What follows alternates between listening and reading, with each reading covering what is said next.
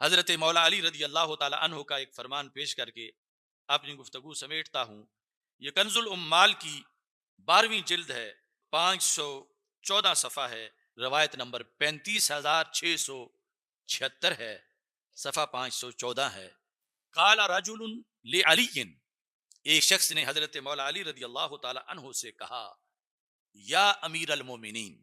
تو اس سے پتہ چلتا ہے کہ اس وقت آپ مسند خلافت پر تھے، پہلے تینوں خلافتیں گزر چکی تھیں، آپ امیر المومنین تھے۔ اس شخص نے کہا، یا امیر المومنین، ما بال المہاجرین والانصار، یہ کیا کیا انصار و مہاجرین نے؟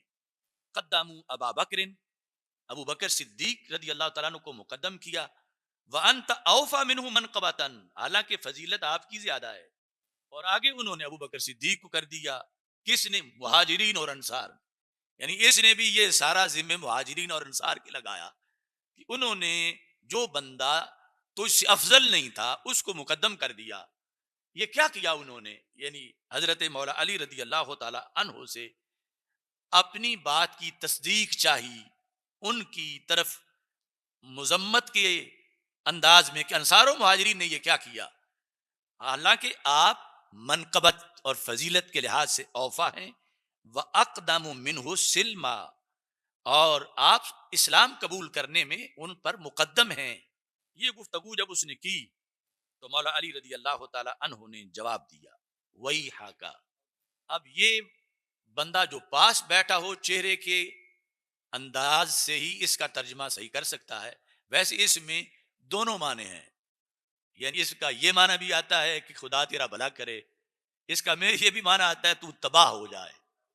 وہی حاکا، تو یہاں جو اگلی گفتگو ہے اس سے پتہ چلتا ہے کہ سرکار نے یعنی حضرت مولا علی نے اسے ڈانٹ کے انداز میں یہ کہا کہ تو کیسی باتیں کر رہا ہے۔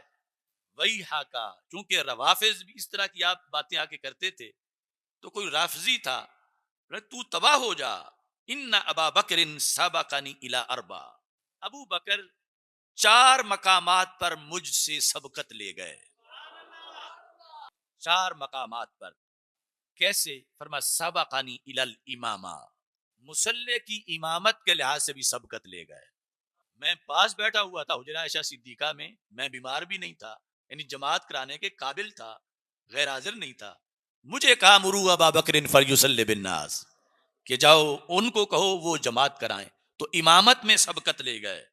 دوسرا وتقدیم الہجرہ، ہجرت میں بھی سبقت لے گئے، وإلی الغار، غار میں بھی سبقت لے گئے، وافشاء الاسلام، یہ بات بڑی گہری ہے اور بہت طویل موضوع ہے۔ ایک ہے اسلام لانا، ایک ہے اسلام لانے کا اعلان کرنا۔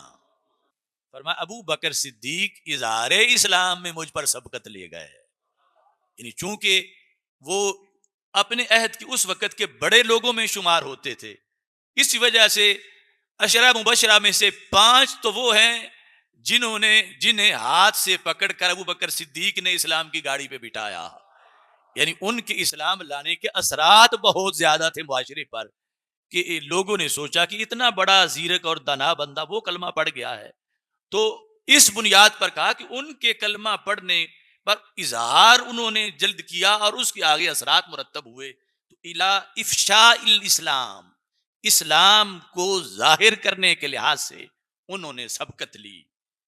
فرمایا وہی حاکا، دوبارہ کہا کہ تو تباہ ہو جائے۔ ان اللہ ذم الناس کلہم ومدح ابا بکر، قرآن میں ایک مقام وہ ہے کہ اللہ نے سارے لوگوں کی وہاں مذمت کی ہے سوائے صدیق اکبر کے، کہ اللہ نے ان کی مدح کی ہے۔ کون سا مقام؟ آپ نے آیت پڑھی، فرمایا الا تنصروہ فقد نصرہ اللہ، جو ہجرت کا موقع تھا اللہ نے سب کو کہا، غیر مسلم تو ویسے غیر مسلم تھے جو کلمہ پڑھ چکے تھے، اللہ نے کہا اگر تم نے میرے محبوب کی مدد نہ کی فقد نصرہ اللہ، اللہ نے تو مدد کر دی ہے۔ جب یہ آیت اتری تو صدیق اکبر اس وقت بھی سرکار کے ساتھ غار میں بیٹھے ہوئے تھے، تو مولا علی کہتے ہیں باقی سب کو رب نے اس میں جھڑکی دی، لیکن اس سے اگر مستثنا ہیں تو وہ حضرت صدیق اکبر رضی اللہ تعالی عنہ ہیں. اس واسطے بلا وجہ ان کو مقدم نہیں کیا گیا. انصار مہاجرین نے نہیں کیا، اللہ نے مقدم کیا، اللہ نے اور اللہ کے رسول علیہ السلام نے.